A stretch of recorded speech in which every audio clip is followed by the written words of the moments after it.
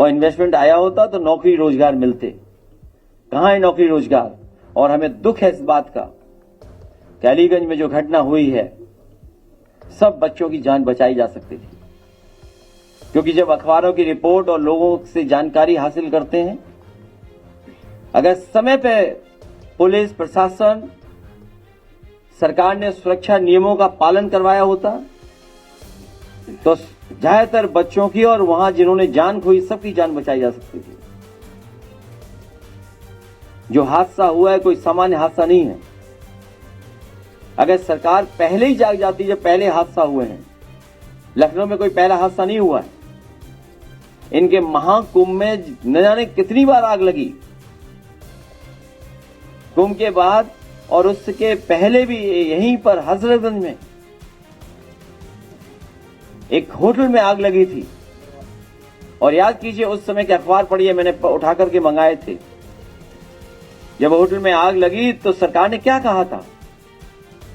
24 घंटे के अंदर इस पे बुलडोजर चल जाएगा, क्योंकि उनका अपना होटल था, इसलिए बुलडोजर नहीं चला। गरीबों को उजाड़ने के लिए आग लग गई कि लगा दी गई? क्या सरकार ने वहां सबक नहीं सीखा? और जो सरकार अकबर नगर के हजारों लोगों को हटा सकती है, किस कानून के अंदर हटा सकती है? तो 10 साल में ये सरकार कर क्या रही थी? सरकार की जिम्मेदारी थी, सरकार ने जिम्मेदारी नहीं निभाई और सही समय पर चीजें हो गई होती तो बहुत सारे बच्चों की जान बचाई जा सकती थी। मुझे याद है जिस समय डायल 100 बनाया गया था, कोशिश की गई थी और व्यवस्था ये थी उस डायल 100 में, आप लोग जानकारी करिएगा कि जितनी भी इमरजेंसी सर्विसेज हैं वो सब उस पर आ जाएंगी, चाहे वो फायर को लेकर के हो, मेडिकल इमरजेंसी हो, फायर इमरजेंसी हो या पुलिस की इमरजेंसी हो, वो सभी की सभी उसी नंबर पे आ जाएंगी। लेकिन इस सरकार ने डायल 100 बर्बाद हो जाए, और अगर डायल 100 और इमरजेंसी सर्विस एक साथ होती और एक साथ एक्शन लेती, सुना है फोन मिलाते रहे लोग, पहले तो फोन नहीं उठाया और फोन उठा भी तो कह दिया कि हम ये काम नहीं कर सकते, हम नहीं पहुंच सकते इतनी जल्दी। जबकि डायल 100 और इमरजेंसी सर्विसेज का समाजवादी सरकार में फैसला यह था कि 3 मिनट और 5 मिनट में वहां पर इमरजेंसी सर्विस पहुंचेगी। आप सोचिए, इनको दीवार तोड़ने के लिए इक्विपमेंट नहीं है इनके पास। सोचिए आप, दावा करते हैं हम अमृत काल में विकसित भारत बन जाएंगे और एक दीवार तोड़ने के लिए हथौड़ा नहीं चला पा रहे। दीवार काटने के लिए इनके पास मशीन नहीं, अगर होगी भी तो हो सकता है इन्होंने उसमें भी भ्रष्टाचार किया हो, इसलिए मशीन नहीं थी या कोई ऐसा नहीं था। दीवार काट करके अगर छत से समय पर दीवार काट दी जाती तो शायद बहुत से बच्चों की जान बच जाती। क्योंकि जो मैं रिपोर्ट्स पढ़ रहा हूं या डॉक्टर्स की जो रिपोर्ट्स आ रही है उसमें यह है कि फायर से ज्यादा दम घुटने से लोगों की जान चली गई। अगर दीवार तोड़ गई होती छतों से तो बहुत से बच्चों की जान बच जाती। लेकिन फायर और उनके लोग गए नहीं, बच्चे अपने घर वालों से मोबाइल पे बात करते रहे, वीडियो कॉल करते रहे, आओ बचा लो आकर के हमें। सरकार सोती रही, जागी नहीं, और उसका परिणाम हुआ कि हमारे इतने बच्चों की जान चली गई। याद रखिएगा, हर दुख से बड़ा दुख अपने बच्चे के खोने का होता है, उससे बड़ा दुख कोई नहीं होता है। जो बच्चे खोने का दुख है उससे बड़ा दुख कोई नहीं होता। और सरकार मदद के नाम पे क्या कर रही है? और जो केवल अपने व्यक्तिगत जीवन के लिए जी रहे हैं उनसे क्या उम्मीद करोगे आप? सरकार के लोगों से क्या उम्मीद करोगे आप? और सच्चाई तो यह है, बच्चों का दुख परिवार वाले ही समझ सकते हैं। और जिस तरह के लोग नाटकी आंसू बहा रहे थे, कैमरा दिखाई दे गया तो आंसू आ गए, कैमरा बंद तो आंसू बंद, ये दिखावटी आंसू हम और आप सब लोग जानते हैं। कैमरा ऑन होते ही आंसू आते थे। और क्या अपने चैनलों से क्या कहलवा रहे हो? उन चैनलों को डूब के मर जाना चाहिए। 2016 की कहानी बता रहे हैं। उन चैनलों के लोग भी यहां बैठे, शर्म से उन्हें सर झुक जाना चाहिए। उनको उनसे पूछना चाहिए, 11 साल से सरकार नहीं है क्या उनकी? चैनल में भी लगता बिके हुए लोग बैठे हुए हैं। इसलिए हम चाहते हैं बच्चों की मदद हो, उनके परिवार के लोगों की मदद हो और जांच हो, सुरक्षा नियमों के पालन हो, जिससे कि भविष्य में ऐसी घटना न हो सके। और कभी सोचे जो सरकार में फैसला लेते हैं कि कभी वो उन परिस्थिति में फंस जाए तो वो क्या फैसला लेंगे, कैसे निकलेंगे, कैसे बचेंगे। जब तक अपने खोए का दुख नहीं आएगा तब तक शायद काम नहीं होगा। और अधिकारी भी कितने होशियार हैं, जिन अधिकारियों की जेब गर्म होती है, जेब भरी जाती है, वो मुख्यमंत्री जी को वहां ले गए और उन्हें फेस बना दिया। अब वो जाने, उनके अधिकारी जाने, खासम खास अधिकारी। अगर कोई दोषी है तो वो अधिकारी और सरकार, और खुद सरकार दोषी है इसके लिए।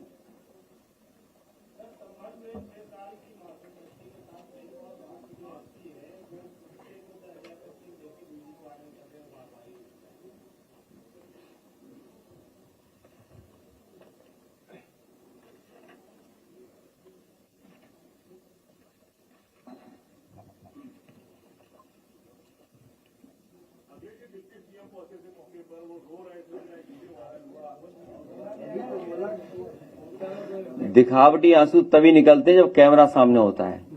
आपने खुद देखा होगा ये बात। तो ये आपको कहना चाहिए कि कैमरा होता है तो आंसू आते हैं।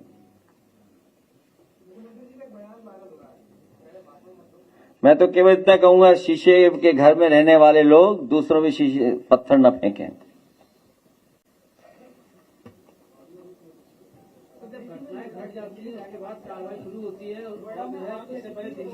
क्या लगता है अध्यक्ष जी कि बड़े अधिकारियों पे और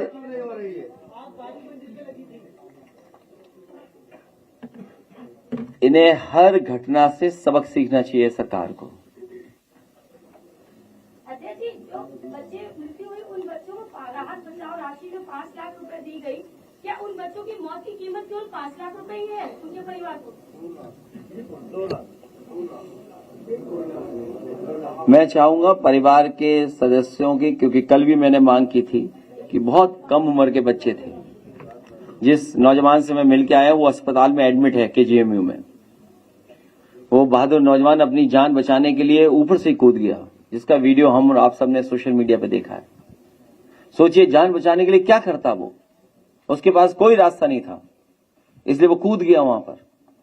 अभी उसको चलने में बहुत वक्त लगेगा, अभी इलाज उसका सालों साल चलेगा। वो जो नौकरी करता था, अब तो नौकरी भी उसके हाथ से छिन जाएगी, क्योंकि वो संस्था ही नहीं बचेगी वहां पर। तो सरकार कम से कम ऐसे लोगों की मदद करे, और जिनकी जान गई है, अगर परिवार के लोगों को सरकारी नौकरी दे सकती तो दे, नहीं तो 1 करोड़ रुपए मदद करने के उन परिवारों का काम करे। यूपी के सोनभद्र और चित्रकूट में आदिवासी लोग जो हैं उनको वाटर, वहाँ पर पानी की बहुत परेशानी है और कुएं का गंदा पानी पीने को वो मजबूर हैं। वहाँ पर 20 परिवार हैं और 90 लोग हैं उसमें, लेकिन एक दिन में सिर्फ 10 बाल्टी पानी उन लोगों को मिल पाता है, जिसको लेकर वो लोग, उन लोगों ने भी आवाज उठाया, लेकिन कुछ हो नहीं रहा। पीडीए में ए है, आदिवासी भाइयों की सभी समस्याओं का समाधान समाजवादी सरकार बनने पर होगा। मैं उन सभी आदिवासी भाइयों से कहूंगा जिनको पानी या सुविधाएं या इस तरह का नहीं मिल पा रहा है, इस भारतीय जनता पार्टी को, सरकार को हटाएं, समाजवादी सरकार बनाएं।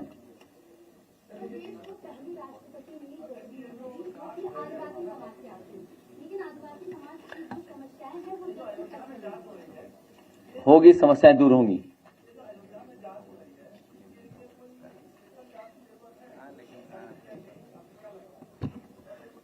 अब शेयर इन थेफ्ट में तो कुछ विशेष होना चाहिए।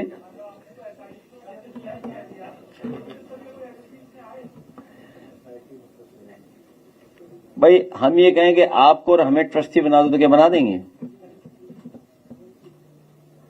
भाई, सब देख रहे हैं लोग। भाई, सवाल चैनलों की क्रेडिबिलिटी के साथ साथ हमारे देश की आस्था, सनातन धर्म की परंपरा और हमारे प्रभु श्री राम, उनके स्थान पर इतना बड़ा भ्रष्टाचार हुआ हो। सीसीटीवी के फुटेज गायब है और उससे भी क्या घटिया काम करा रहे हैं बताओ।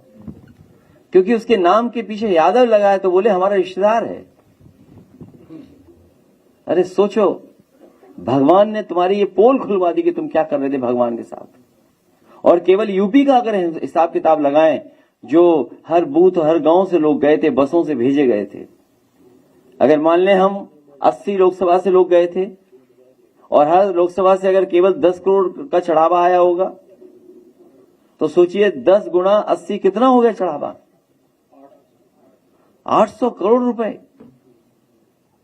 800 करोड़ के साथ साथ हमारे धर्म की परंपरा, हम गुप्त दान देते हैं।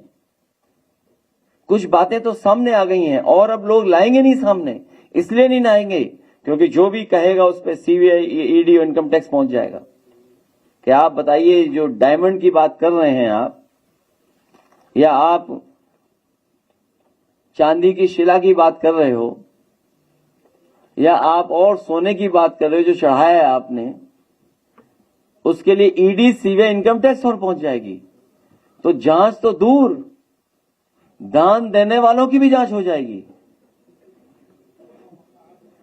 और गुप्त दान वालों ने अगर बता दिया तो समझ लो क्या होगा उनके साथ।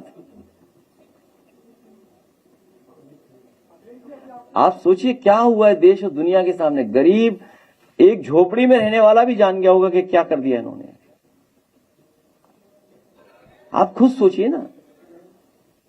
और अब तो चैनल भी बहस करने लगे हैं, मन मार के बहस कर रहे हैं वो लोग। कितना कंट्रोल भाषा में बोल रहे हैं। इतना शिष्टाचार तो कभी टीवी पे दिखाई नहीं। बीजेपी को बचाने के लिए इतना शिष्टाचार, बताइए, भाषा में इतने सॉफ्ट स्पोकन। ये उनका नेचुरल स्वभाव बाहर आ रहा है, मतलब ये नेचुरल है उनका, लेकिन उन्हें बनाया जाता है बहुत कड़क, सख्त।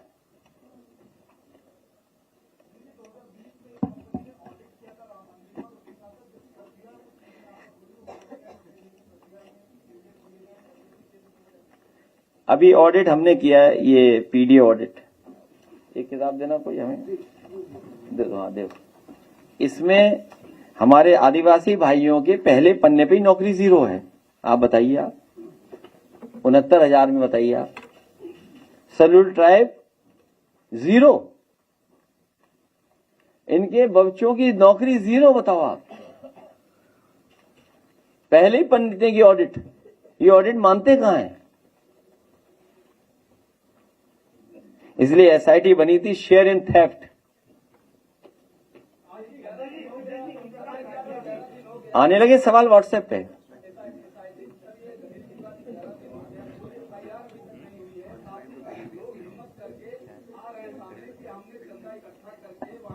अगर अब चंदा की बात कोई देश में करेगा कि हमने दिया है गुप्त दान, उस पे एसआईटी नहीं, ईडी, सीबीआई, इनकम टैक्स जाएगा।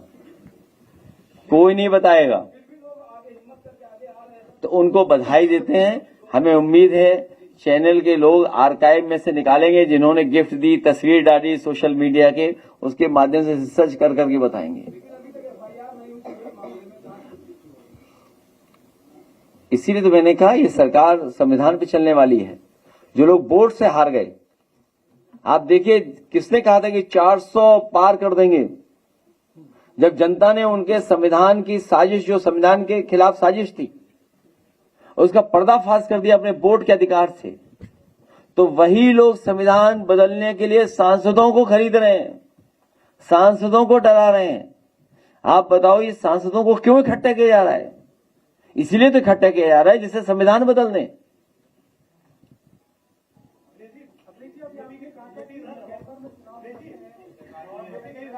पूरी बात बोली है भाई, होंगे इसमें। उनका भी हाथ तो नहीं है जो सबसे ज्यादा ट्रिप करते हैं अयोध्या में।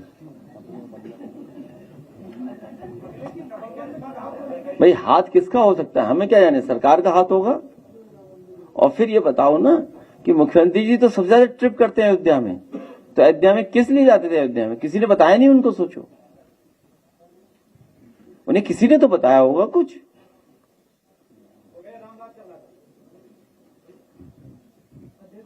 और वो जो दूसरी कहावत है, राम नाम की लूट है, आगे की लाइन तुम कह दो।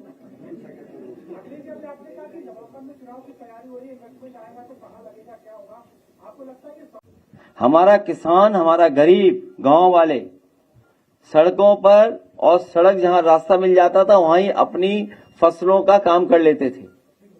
मक्का सुखा लेते थे। सरकार नियम बना रही है कि मक्का नहीं सुखा सकते सड़क पे, तो भाई किसानों के लिए ड्रायर ले आओ कहीं। भाई मक्का कहां सूखे, उसके लिए सरकार इंतजाम तो करे। लेकिन सड़क पे तो आज से नहीं जाने कब से सुखा रहे हैं लोग। और फिर आलू की कीमत क्या दे रहे हो आप। और जो बात चुनाव की है नवंबर की, आप न खाद दे पा रहे हो न डीएपी उपलब्ध करा पा रहे हो। तो ये सर्वे करा रहे हैं अपनी तमाम एजेंसियों से कि जनता का मूड क्या है। अगर इन्हें लगा कि हाँ 50 सीट जीत सकते हैं या 20 सीटें जीत सकते हैं, उस हिसाब से फैसला लेंगे। क्योंकि आने वाली फसल के लिए इनके पास कोई डीएपी और खाद की तैयारी नहीं है। खाद और डीएपी की कोई तैयारी नहीं है।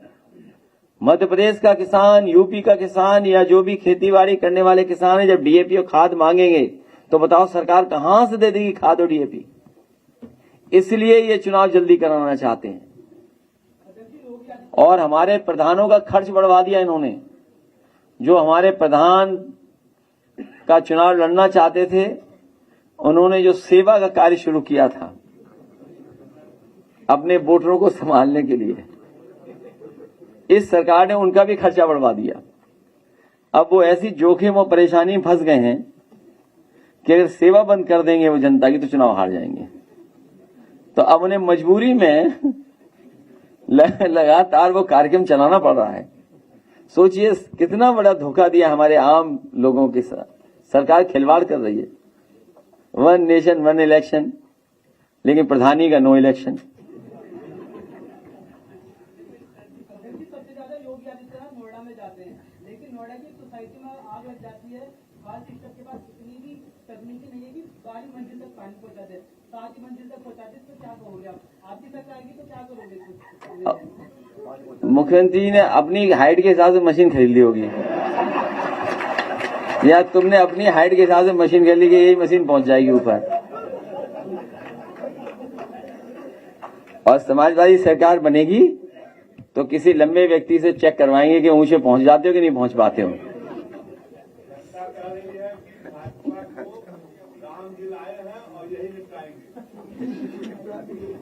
ये जो दूसरों के लिए गड्ढा खोदते हैं वो एक दिन खुद गड्ढे में गिरते हैं। जो लोग धोखा दे करके आए हैं, ये जो भ्रष्टाचार कर करके आए हैं, ये भ्रष्टाचार में ही चले जाएंगे। ये भ्रष्टाचार की वजह से तो मानक नहीं पूरे हो रहे हैं। इनका भ्रष्टाचार धर्म बन गया है। इनका एक ही धर्म है, बस धन।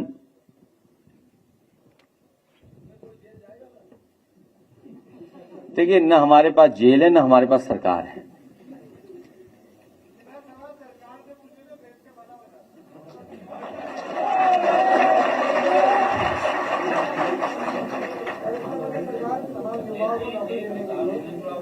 हमारे ये पत्रकार साथी बहुत बहादुर लोग हैं, बहुत बहादुर लोग हैं। भारतीय जनता पार्टी जो है दिल्ली में प्रोटेस्ट कर रही है, किसान ने उनको समर्थन दिया है। उन्होंने कहा है कि पीडीए भी हमें समर्थन दे। पीडीए की सरकार बनाएगा, सामाजिक न्याय के राज का स्थापना के लिए काम करेगा।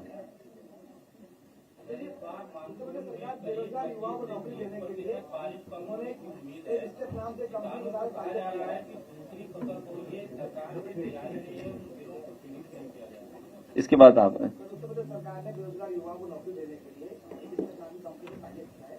तो ब्लू डॉट ऐप में तमाम युवाओं को प्लेटफॉर्म मिलेगा, अपने शिक्षा के साथ नौकरी तलाश करेंगे।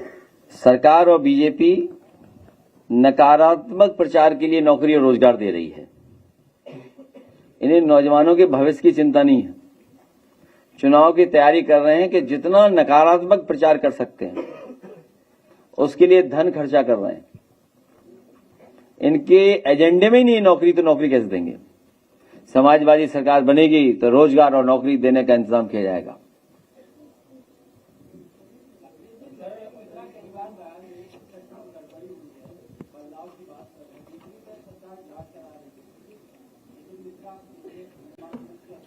कौन?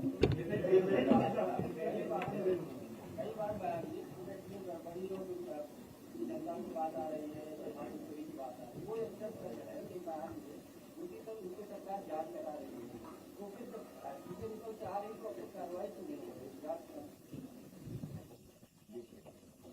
ये तो आप सवाल पूछना, इस पे तो आपको एक एक घंटे का कार्यक्रम चलाना चाहिए टीवी पर।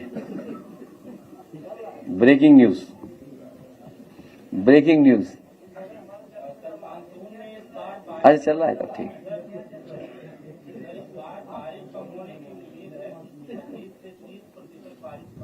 सेंध इन ट्रस्ट SIT, तो जब सेंधी लग गई ट्रस्ट में, और फिर आप बताइए क्या नाम है, टिन्नू, बताओ टिन्नू को इतना फेमस कर दिया, बताइए आप। देखिए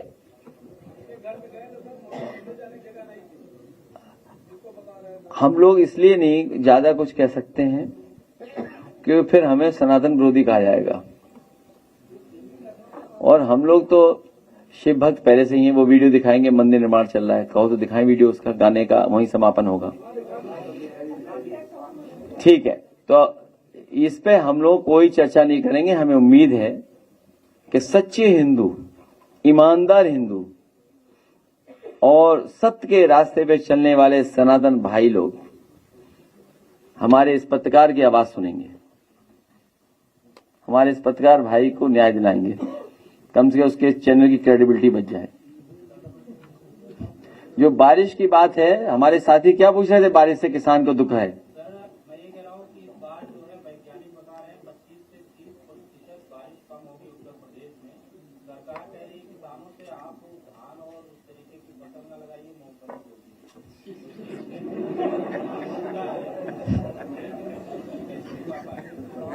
ये बताओ तुम कहां से ढूंढ लाए मूंगफली वाली बात।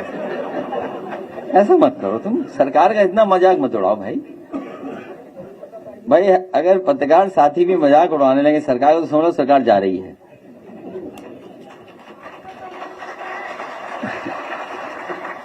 अब तो सरकार जा ही रही है।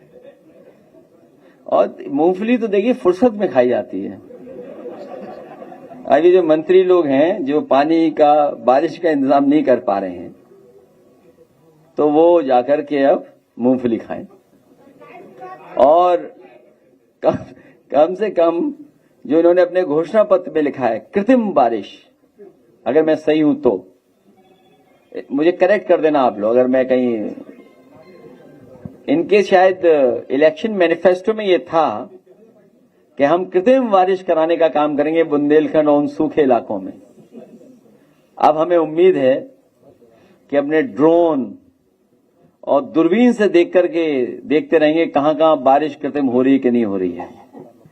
और एक दिन मैं किसी अखबार में देख रहा था, वो भी अब मुझे ठीक कर देना आप, किसी एक साथी ने स्टोरी निकाली थी कि जो वेदर फोरकास्ट करती जो रडार्स या जो इंस्ट्रूमेंट्स लगते हैं, कई 100 करोड़ के इन्होंने जो इंस्ट्रूमेंट्स लगाए थे, उन इंस्ट्रूमेंट्स में कुछ अंदर है ही नहीं, बस वो इंस्ट्रूमेंट दिखाने के लिए लगे हैं। इसलिए फोरकास्ट भी जो होना चाहिए उस तरह का फोरकास्ट भी नहीं हो पा रहा है। तो सोचिए जो लोग फोरकास्ट में पैसे खा जाएं, हमारे सनातन धर्म की आस्था में महापाप कर दें अगर, तो उनसे क्या उम्मीद करोगे आप। और अगर बारिश नहीं होगी समय पर, तो सबसे ज्यादा संकट में हमारा किसान और गरीब आएगा, गांव के रहने वाले लोग आएंगे। और दूसरा, उससे अर्थव्यवस्था गड़बड़ा जाएगी। इसलिए सरकार को उचित कदम उठा करके पानी का इंतजाम और कैसे नहरों से पानी पहुंच जाए खेतों तक, उसका इंतजाम सरकार को कर देना चाहिए।